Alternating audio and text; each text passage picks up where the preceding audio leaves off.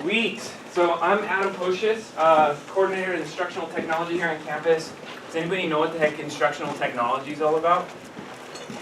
Basically, we bring technology into the classroom. We help people understand what it is. We train people in that technology. My colleague right here, Ryan Higley, work in the same place right around the corner, instructional technologist. And today we're going to talk about video games. All right, so looks like we'll probably have a few people trickle in. So what we're going to do, we're going to start out with a quick poll, if I'm not mistaken. So get your cell phones out, get ready to text the number that you see on the screen. You're going to text to that number. Okay? Nobody's responded yet. Oh, should we send? Send it out! Let's go! Go, go, go! Okay, we got volleyball, we got shooters. Got Simon Says, Little Big Planet. Little Big Little Big Planet. Planet, Yeah. I know where that came from. Alright, so these are the games that we're playing. Some people like some video games in there. Slap the Bull, what the heck is that? Alright. Shooters, Last of Us, that's an awesome game for sure. For sure. Alright, so we got a lot of good games here. Let's talk a little bit about games and some of the traits that are similar in every single game that you might ever play. So we're going to talk about the 4 defining traits of any game that you would play. So any of those, from soccer to Minecraft, they all have 4 things in common. First thing is, they're all going to have a goal. So I saw like soccer in there. What's the goal of soccer? Kick the ball into a net, right? Get across the field and be able to do that. So we're working to achieve a goal. What's a goal of, let's see, what was another one? Like a shooter game. Shoot people in the head, or kill them, and kind of get some points to go through there. There's kind of goals and all the things that we're going to do. I saw volleyball, it's to get it over the net, and get it and spike it on the other team, get a point. We all have goals in the games that we have when we play. All the games that we play have some sort of rule set. So those rules are going to be defining the limitations that you have so that you can achieve that goal. So in soccer, you're not just going around punching people in the face, picking up the ball, throwing it through the thing. You're dribbling across the thing, you kick it in there, and you have certain rules that are going to prevent you from kind of cheating. We also have a feedback system. So that's the indication that's going to let a player know that they've done something good in the game. You kick it in there, point goes up on the board, and you kind of re-cue, and you start going again. Basketball, you shoot into a hoop, you get a score, and then you keep going. So these are the feedback systems, letting you know what's going on. And finally, there's voluntary participation. So you're accepting all of those other rules, the rules, those goals, and the feedback system. And once you all accept those things, that's what the voluntary participation is about, and that makes it so that those are the 4 traits of any game that you'd ever play, video games included, and any other kind of game from there. So, Speaking of video games, we are going to play the very first multiplayer game ever created. This was created in 1962 called Space War by a couple guys at MIT.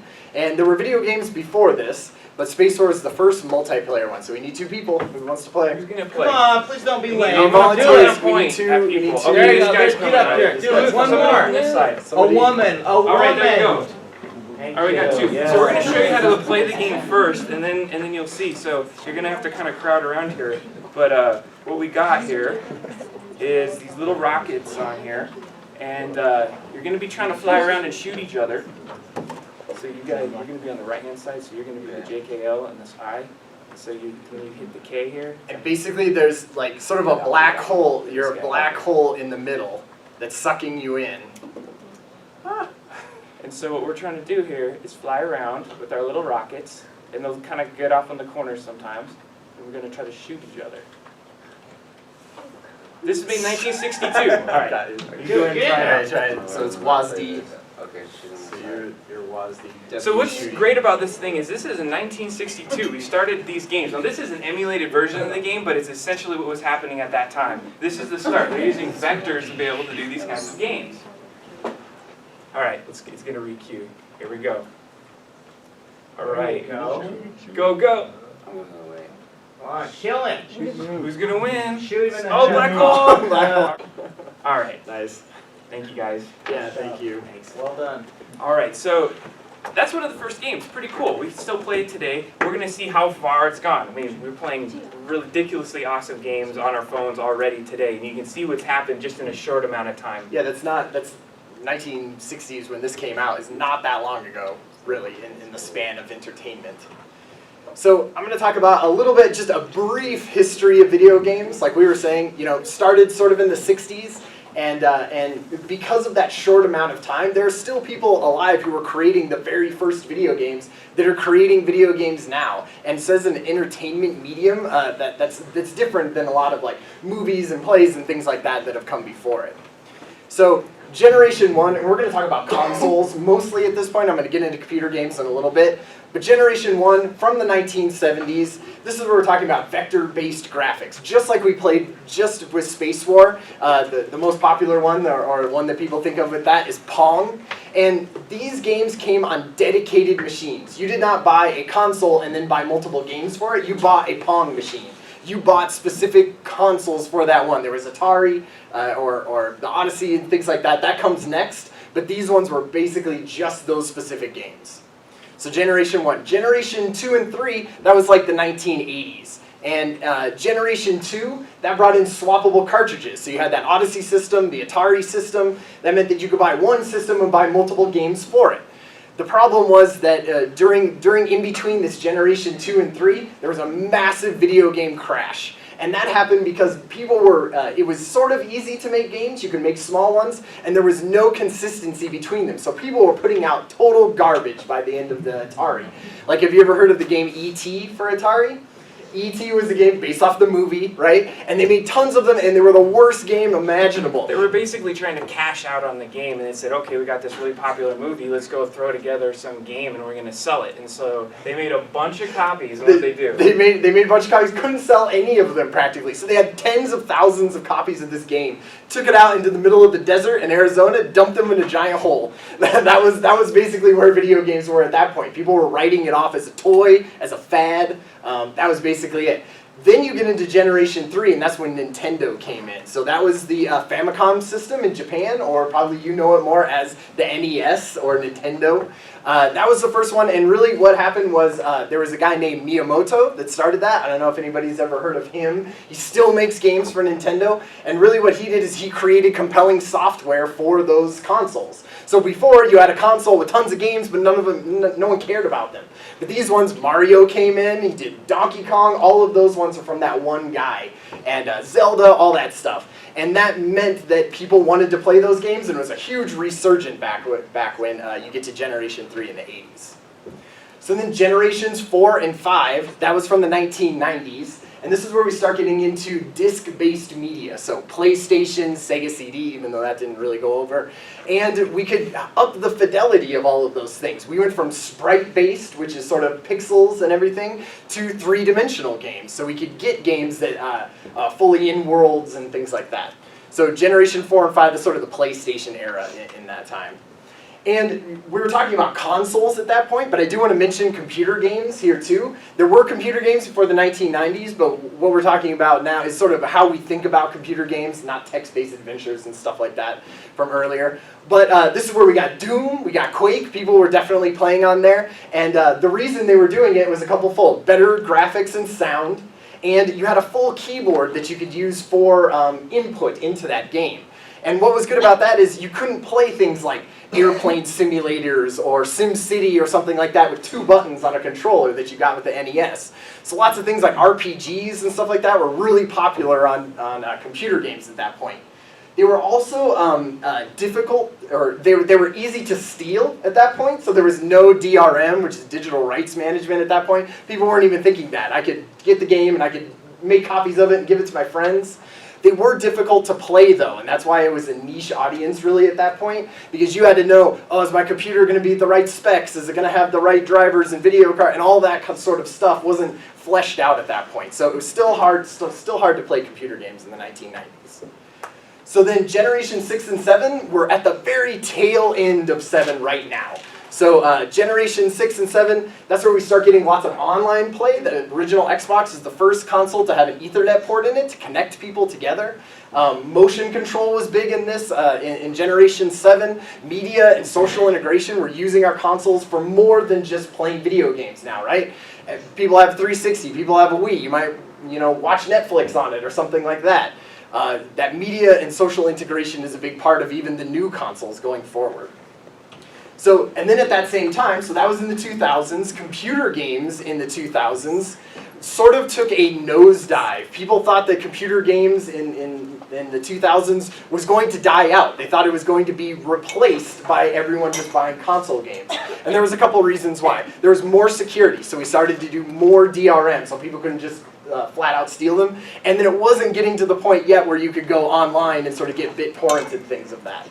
They're way more expensive, and that's not necessarily about the actual games were more expensive, but if you wanted to play Crysis in 2000, you had to have a pretty robust computer. Like, you might have had to have a $2,000-$3,000 computer to play some of those high-end games. Whereas if you had it on a 360, you only had to pay $300 and get the game. So, and they were still hard to play. You still, if you bought a game, you had to know that your specs were going to be up to par to be able to play that. And now we're at the present of video games. We're just barely on the edge of going over to 8. That should happen this holiday season. And really, this is a convergence of both console and PC games. So if you've been looking at the PlayStation 4 and the Xbox One that are coming out, the architecture that those are built on are just really similar to what a PC would be, a high-end PC. So really the games that are going to be coming out on PC and consoles are going to be similar in how they look and how they play, because now you can use controllers on PC. They have a thing called Steam. Has anyone heard of Steam? That's basically buying video games online as a platform. And so that really makes it so you can play video games on your television. You don't even necessarily have to be in front of your console or in front of your computer to play that. So we're going to get into the future of games in a little bit after this, but that's sort of the brief, the very truncated history of video games at this point. All right, so we're going to actually see what our favorite video games are. Get those cell phones out again. We're going to do the 37607. That's the same number that you just texted to before, so that should be saved on your phone. Super Mario Kart always is on there. Yep. Mario Brothers, always a good one. GTA. Tetris, that's awesome. Just spell Mario Kart with a C for the cards. Just kidding. Halo 4, yep, Halo's a big one. Diablo 3 just came out for the 360.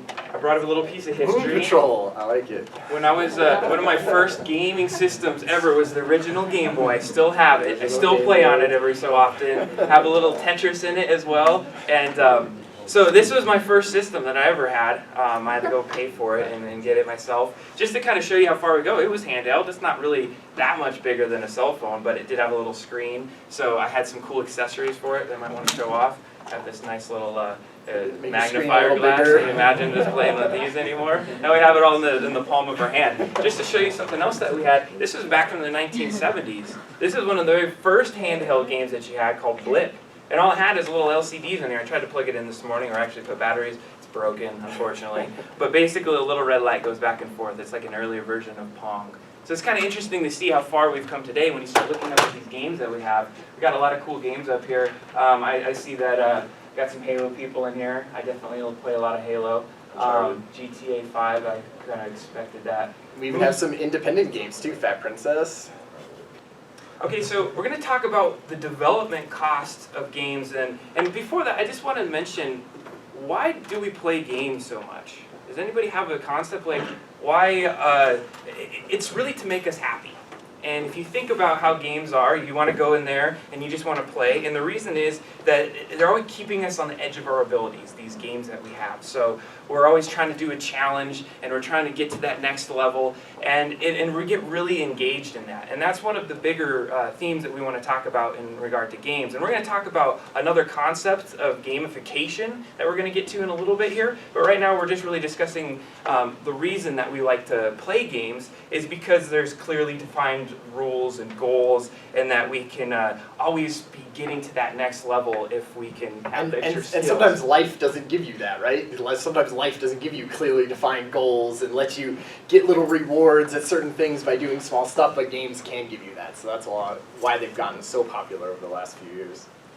Okay, so let's talk about those video game development. So in the early games, 1977, here's a game called Space Invaders. It was made in Japan by this guy whose one-man team came up with it, and it actually took off like a viral game. He had to actually build the systems and sell them out and put them all to these different areas, but the approximate cost of games is $25,000 per game at that time. And this one game was probably a lot less than that, but we're kind of getting averaged here. So team sizes of 1 to 4, very small at that time period. Maybe a programmer or two, maybe an artist, but you didn't really have you didn't have the capabilities to do the art, so you just had to be able to place a few pixels on that stage, and then that's your graphic.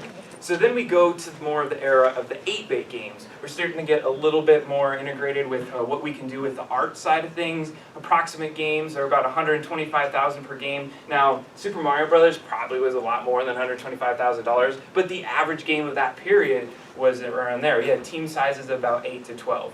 Now you're starting to get a little bit better with the graphics, but they still had to be pretty creative. There's a lot of repeating patterns in here. Backgrounds are pretty bland in that background. Next, we get into the early 3D games. This is 1993. This is when Doom comes out. There's other games that were right before it, like Wolfenstein, if you've heard of those. You're getting a little bit bigger in terms of the teams that are making these. 2 million per game. Team size is 15 to 25, so we're starting to get this whole business model of a bigger team, a bigger studio together to build these games. And you can see it's like they're more complicated, you need more coders, you need more artists because you're allowed to have more art in the game. People are expecting it more because they've been playing games for a while. And so finally we're here in the present day game. So Halo is a good one that we got. So it's like kind of the modern day shooter. A lot of people love Halo because of the immersive graphics, the way that the whole system works in regard to being able to shoot the enemies and whatnot. And they kind of have it in an open sandbox area where they just populate the game, and you have AI, the little characters in the games nowadays, actually have their own little brains. They have sight, and they have different things that work on there. Whereas before, in the games that we were talking about, they didn't have that ability to necessarily know. It would just be kind of like run back and forth between these two areas, and if you accidentally get hit by them, then you're dead. So it's really starting to get a lot more integrated, a lot more complex. So we need a lot more bigger team sizes at this to get to these different elements. Think about the psychology of what an AI would do, all the way to what is the art going to be on the other side of things. And it gets a lot more complex from there. So that's why you can say 26 million and up per game. So does anyone know what the most expensive game that's been made of all time? Anyone know? It just came out a little while ago. So Grand Theft Auto 5, the most expensive game ever produced, $256 million. They didn't put out their exact numbers, but that's basically what the game costs to make. Does anyone know how much the game has made in revenue? Over $1 billion. Yeah, it made $1 billion in the first 3 days of being sold, which is ridiculous. The hard numbers that we have at this point, it just came out at the end of September, so we don't even know what October was. It was $1.27 billion was how much GTA is made. So that makes it the most successful entertainment launch of all time. So for anything that is being entertainment across the entire globe of all time, Grand Theft Auto 5 has made the most money of anything. So what do you think the global revenue of video games is today? So this is going to be our last poll. All right, we got some ones that are pretty dang close in there already. Yeah, doing good. Not that anyone looked that up on their phone before they typed it device in their hand that can look those figures up. Okay. These are getting pretty close. All right, so you ready Yeah, to move on? let's go ahead. All right, so those are pretty good. We got billions, you know, most of these are in the billions, you know, a couple trillions. Way too much, I like that one. You know, there's no gazillions in here at least. Okay, so the global revenue of video games in 1977, so this is right when we started sort of track of all that stuff and actually did it, was $400 million globally. So that was, you know, 40 years ago at this point. So right now, let's do some comparisons. So we're doing this for 2012 because 2013 hasn't ended yet, so I didn't want to do any projections. But the music industry globally, $16.5 billion. So that's how much the music industry, all of music, makes on Earth in 2012. Let's do one more. Box office. So this is all movies. Any movie that comes out, $34.7 billion. That's what that made in 2012. So that's pretty big too. That's all across the world. Let's see what video games made. So more than double what movies made. We're at $67 billion is what video games made last year. And if you're talking about how much video games are going to now increase this year, the music industry is thinking like they're going to get a 0.5% bump than it was last year. Movies, sort of the same thing, a couple % bump than they made last year. Video games are expected to make at least 15% more than they did last year from this year. So it's already going to be in close probably to $100 billion is what video games will make this year. So let's take a look at some of the gamer demographics that we have. So 60 to 70% of the world's population plays video games at this point, in some form or another. And we'll talk about the kind of gamers that we have in just a second. We also have some average gamer demographics. The average gamer is actually male, 30 years old, and they've been playing games for about 13 years. So sometimes people think about video games as not necessarily as being for kids or something like that, but the average gamer is probably older than a majority of you in this room. And it's because they have, think about where they're at in their lives. You know, they have the ability to spend some disposable money, they want to go hang out with their buddies, and then, you know, play some games together. You have these factors that are really contributing to this demographic. And when we say the average gamer is male, that is just barely. It's 55% male, 45% female. So it's not like this is a huge swing of 70-30 or something like that. It's almost even. Okay, so let's talk about the two gamer types that you might have out there. And we'll just compare it in this regard of casual versus core gamers. And Ryan can kind of talk about one of the casual gamer side of things. So when we talk about casual games, this is something like, you know, Candy Crush. So something that you would play easily, quickly on your phone, in a social media site, something like that. I see, you know, Candy Crush, lots of people play that. So those games are targeted at a mass audience. How do they get a mass audience, do you think? What's the easiest way to get the most people playing your game? Facebook. Free. Make it free, right? Like, if you can play this game, so then how they make revenue is this is a freemium game. So part of it that if you want to get farther in the game or you want to speed something up, then you pay money to them. But if they have a massive audience of people playing it, then they make money that way. The rules are really simple. You can easily get into it and figure it out and play it. Low time commitment. I want to be able to play that on my phone for 5 minutes while I'm waiting for the bus. That's easy to do. Low production and distribution costs, so there's probably a small team working on this. And then a majority of the people who play these games are female. So 75%, that's for casual games. And we get into our hardcore gamer market, or the core gamers. So this is very targeted kind of games, like Grand Theft Auto. Remember, what was the average demographic? You know, 30-year-old males. So this is a great game for that kind of generation. Do you want to add to that?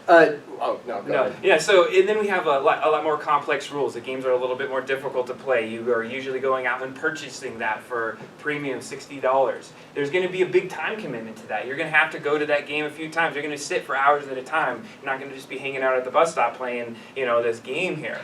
You're going to have, we spelled production wrong, but high production values and distribution costs. So you're going to have a lot of advertising going on for this game. The distribution is going to be for probably consoles, for computers and things like that. And the audience is definitely going to be willing to spend a lot more time playing those games. And not only they're going to be spending more, so you know they're the ones who are buying the $500 consoles that are coming out. They're spending $60. You want to play WoW still, you got to pay $15 a month. Like that's pretty hardcore at that point. You're invested in that whole that hobby. All right, so we're going to do a quick demonstration on a current game. Minecraft, who's heard of Minecraft? Raise your hand. Okay, so we're just going to give you an example as what the heck Minecraft is, because probably haven't heard about it before and may not understand what it is. So we consider this kind of like one of the newer kind of games that we have out there. And there's a few reasons for that. Sandbox game. You get dropped into a world, you kind of can make your own objectives and do your own goals, and you basically, your objective is to survive. So these terrains are procedurally generated. It just opens up and it starts making the terrain. And once the terrain's there, then you can log back in. It's always going to be the same. But really the only goal in this game is you must survive. So we're going to just take a quick look. I run my own Minecraft server on some time, so I'm going to show you kind of a demo of what it looked like before and then what it looked like after about a year of me playing with some of my buddies online. And if one of my buddies is online, we might be able to get him to show up. So we're going to switch over. All right, we got some Minecraft up there. I'm going to jump right into the game. So this is the screen. It looks a little pixely and weird. It's kind of like a nerd thing, I guess. So, you know, we wanted to have this really cool, this feeling for the game. You could put all these texture packs and make it look really awesome. Right now I'm just leaving it as the default as to what it looked like before. And Ryan's going to talk about a little bit of the things that happen on in games as I play a little bit here. So I'm going to jump in. Actually, I see my friends online, but first of all, let's go into the single-player game. I'm just going to show you kind of this world that we built out before. So when Adam does this, this is, no one has the same world as Adam when he created this one. When he says procedurally generated, that means anytime you create a new world, it builds all the terrain for you at the same time, at that one moment. So what you see here is, I didn't have the absolute start of this, but right when I spawned in the game originally, there was nothing here, so I had to go collect some resources to build some fences, to build this little hut that I have going right here. So we consider this as like a little safe zone, because what happens is once night comes, these little creepers come out and they try to kill you. So what I do is, I go and hide in my little hovel here, and I go in the basement. But since we're in the daytime, I'm going to kind of show you this area here. So notice that there's really nothing over in these areas. I'm going to run over here, and I want to end up over here, run into a little forest. So it gets immense. You can make over 7,000 scale replicas of the entire United States in one of these games, so it can get immense. I could just hold one of these keys down, and it could go for basically all day if I like to. So I'm going to just show you this. We're running through this valley right now. There's not really much going on in this valley. One of my buddies and I decided to build a castle up on this big ridge over here. We found this cool structure that just got generated. So you'll see right here, this is where I'm going to end it. We're going to go back on my server now and kind of do that same route about a year and a half later. Okay. So, go for it. So Minecraft is what we would call an indie game. So it's short for independent game. And what that is the difference between a huge studio that's making Halo 4, might have hundreds of people working on it, right?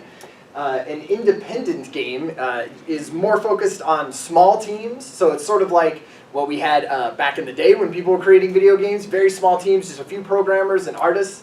And really these teams are focused on like innovation and creativity and artistic expression in between these.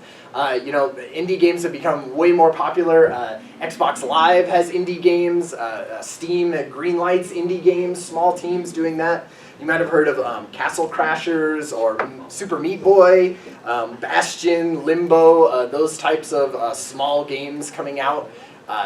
That's definitely where Minecraft fits in. But like everyone or a lot of people have heard of Minecraft. It's made millions and millions of dollars. That doesn't mean that a small independent game can't be popular. So here's that valley that I was walking through before. Made a little village out of it called the Main Street. So we've actually got some cows and things in here. Got a little house that we made. Got some stuff going on in this house. So we had to go collect all these resources. We started with nothing, just our fists, and then you go get a little bit of wood and you start generating this game. So here's an example as to what you do once you get into the game. You just start placing these blocks down and you start building your world. And based off of the blocks that you have, you kind of do what's called crafting. So if I go in here, I have these blocks that I can put together. I'm actually in the creative mode right now, so I'd have to switch it over to survival, so let me do this. So, and what Adam is talking about is user creation. So a lot of times in video games back in the day, you had a very linear story that you were going through, right? You're going from one point to the next, and they're sort of feeding you the story as you go.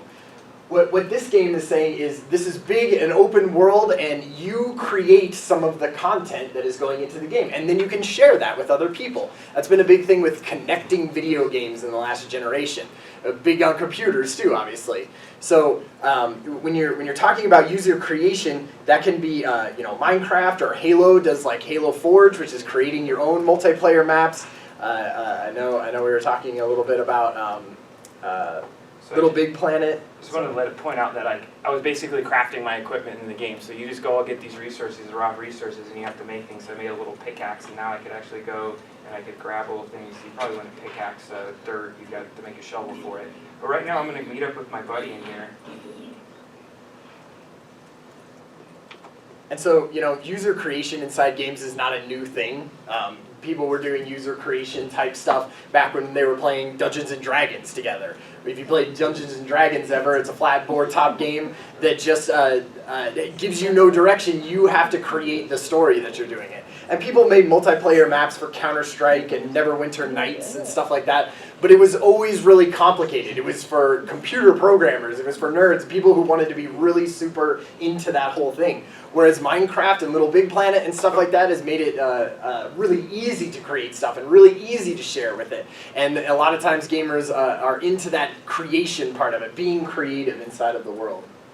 All right, so we got our little horses and our donkeys, and we're going to go and we're going to take a look at this castle that we built, just give you an idea of the time that we spend in little games like this. So we made a little pathway over here. We're going to go to a bridge. Oh, so Adam is playing multiplayer, obviously. There could be lots, there could be hundreds of people in this world. He's playing with his friend Matt. Yep. Multiplayer has become huge in video games now, especially since we can be so interconnected. That's definitely a big part of all the consoles and for computer games. Adam hosts his own server, so his computer at home is the server that everyone is playing on. Lots of times when you're doing big games like WoW or you're playing Halo multiplayer and stuff, it's on either dedicated servers that the company has set up to put them on, or they're running it off of each person's computer silently in the background, basically. Let me see, what else was I going to say about multiplayer? Yeah, we're gonna we'll end it up pretty quick here. I'm gonna show you the castle. So. And so Adam interacts and communicates in this single world. So he types command lines into this and also talks with everyone in his game. A lot of games now even too. Also voice communication, things like that really connect us together through games. So we're just kind of flying around just so you can get a kind of a breadth of how big it is. So we spend a lot of time, I actually spend the time only when I'm with somebody in the game. I'm not doing this by myself a lot of the time, but I have a lot of friends that we jump in and we use this kind of as a social platform for us. Instead of just talking through text, we can kind of do little projects together because a lot of my friends are across the nation, across the world. But just wanted to kind of show you kind of where things could go in this game and how we basically made all of this up. So. Go ahead and continue on. Yeah.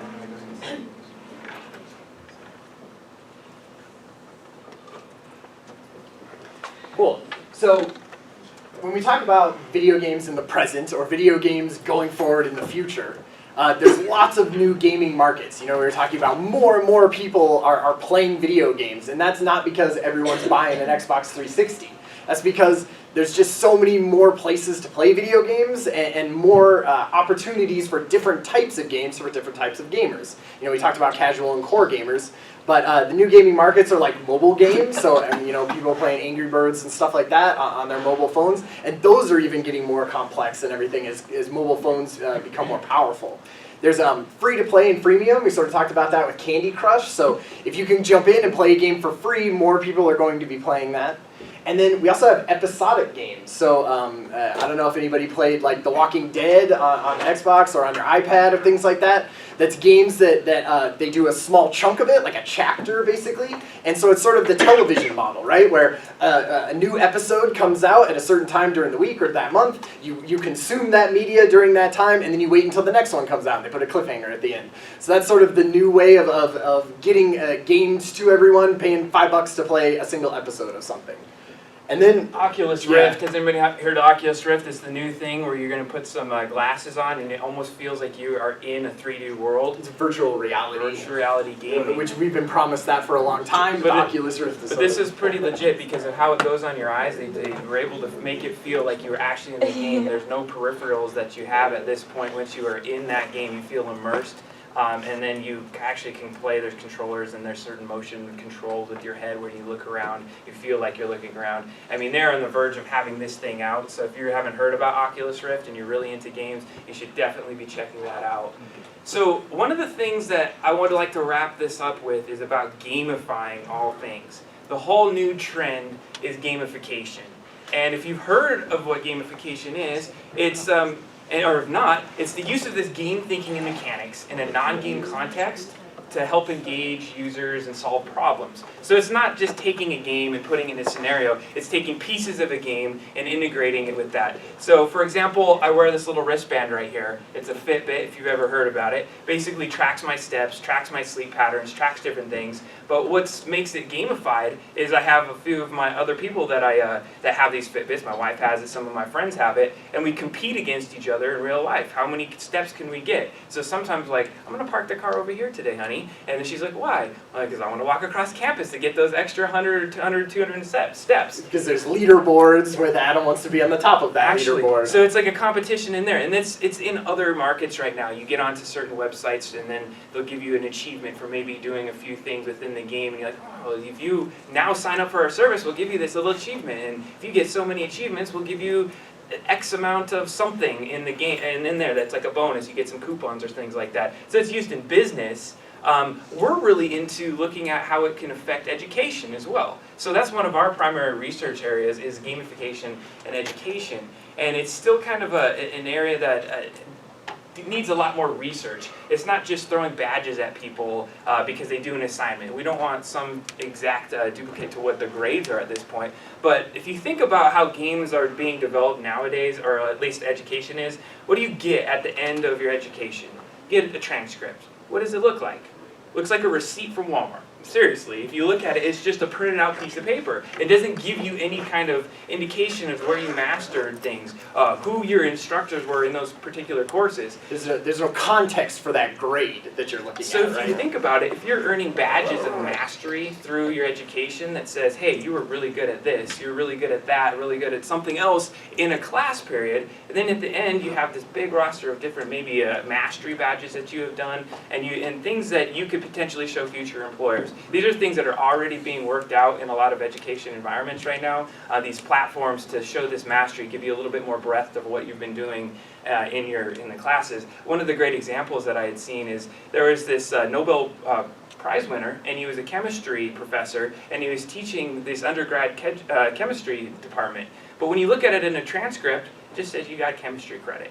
It never told you were taught by a Nobel Prize winner. So think about what you could get a badge for that potentially saying, you know, I aced the class that was taught by a Nobel Prize winner. And what that would mean for future employers. So these are some of the concepts that are coming out with education, and maybe instead of having A's and B's, we have certain levels that you're going up as you go along. So just to keep that in mind, those are things that are coming out.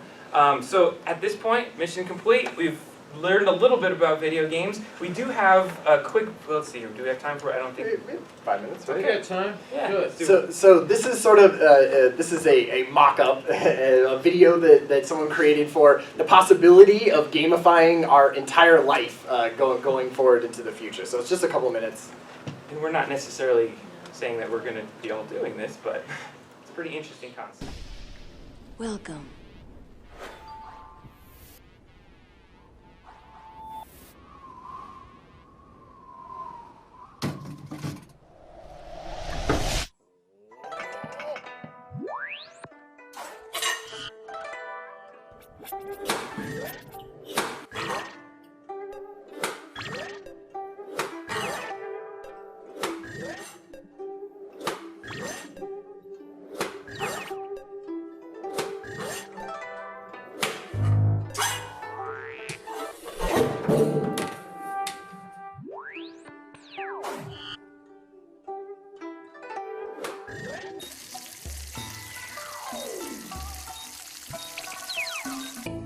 Feel free to go anywhere.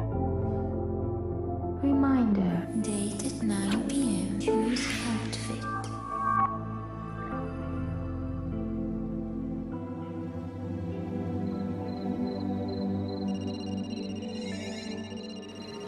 Patrick. Patrick. Oh. So that's just a little sneak peek as to what things could happen in the future. So thanks for coming today, guys, and listening to us talk about video games. Show these guys.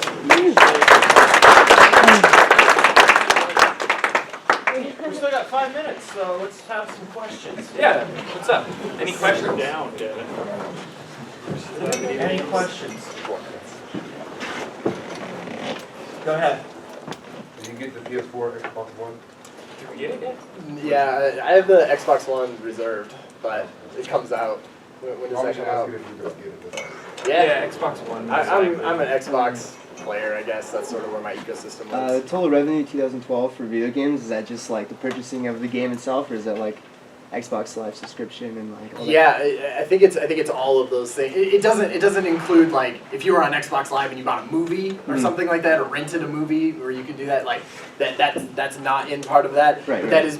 that does include you going to Walmart and buying a disc, right? But it also includes like if you downloaded the downloadable content for that disc, that's Okay. included in it. It's included in with like video game purchases on your iPhone and all that sort of extra stuff. So if I get Simpsons Tapped Out and I end up buying $20 worth of donuts so I can spin that inside of the world, that counts towards that. Okay. Towards that too. So that jump, that 15%, is that for this year or for next year? Because the thing was for 2012, so that was how much video games made in 2012, and they're projecting that in 2013, so by the time we get to the end of this year, once they tally everything up, it'll be 15% more than I that. think we were pretty close last time we checked as to already being in tie with last year. So, yes. Do you think Ghost or Battlefield 4 will reach anywhere near Grand Theft Auto 5? I don't think it will, and just because it doesn't have the name recognition that if you talk about video games, even my mom knows what Grand Theft Auto is, you know. But if I try to talk to my mom about Battlefield 4, she's not going to necessarily know. Both rated mature games, you know, both have lots of violence in them. So I think something that's going to beat Grand Theft Auto, I would imagine, would be a more broadly accepted game. I would think, like Yeah, the open worldness of Grand Theft Auto is pretty enticing to a lot of people, that they can kind of do anything in there, and it's not just a shooter game. You can kind of do other things. I mean, drive cars and whatnot. But you're still supposed to be So those what, games are more like 18. Yeah, Niche games is what you're saying. Yeah, basically. right. Okay. It's a little bit too much. Questions? Yeah. For any of these students that want to get into gamification or explore it, what would be a good first step? Okay, we're not gonna do that. All right, yeah. Watch Jane McGonigal. She's really she's the pioneer in regards to gaming with gamification. She's wanting to change the world using games. She knows that we have 8 billion gamers in the world right now, not 8 billion. That's more people. Yeah, 1 billion gamers in the world right now, and she wants to encompass the entire population in using games to be able to go and do great things. And it's kind of hard for me to explain in 30 seconds, but the idea is she knows that there's all this power. We're all sitting in our living rooms playing games, kind of playing on our phones, and it doesn't have any kind of end value to it in regard to like humanity. Society, yeah. And so what she's trying to do is get that energy that you have in games and put it into more. Because there's a lot of massively multiplayer players that put in a solid work week, 40 hours a week playing that game on top of their normal life, and if you could put that energy towards doing something for humanity, that's what she focuses on. Yeah, so her name's Jane McGonigal. Jane McGonigal. The last question. All right, nice job, guys. Thank All right, you thank you very guys. much.